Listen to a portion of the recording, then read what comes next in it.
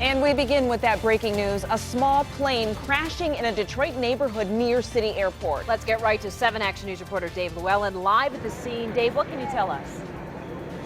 Glenda, this crash occurred shortly after 9 o'clock tonight. 18-year-old pilot, a banner plane flying over the area of the fireworks. This 18-year-old pilot airport ran out of fuel and crashed here at the intersection of Cooper and Shoemaker on Detroit's east side. Again, that pilot, 18 years old, was able to get out of that plane okay, was treated, taken to the hospital, but sadly, a woman on the ground getting out of a vehicle was hit by a live wire as it came down after the impact by that small plane, and she has suffered serious injuries. She has been taken to the hospital as well. Police Chief James Craig was here a few moments ago briefing us on what took place here. Detroit Police and the FAA investigating this crash. Again, the pilot running out of fuel near City Airport. Alonda Brunson lives on Cooper.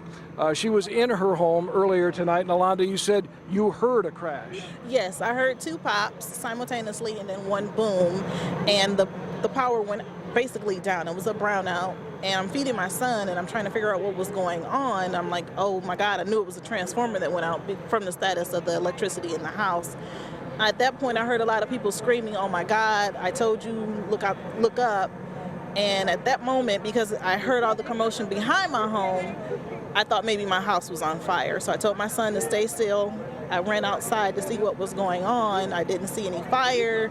And everyone started running down the street toward this direction. And that's when I saw the plane. The door of the plane was open. And I saw a gentleman standing out, walking around. And I'm like, I wasn't sure if he was injured or if that was the person that was flying the plane.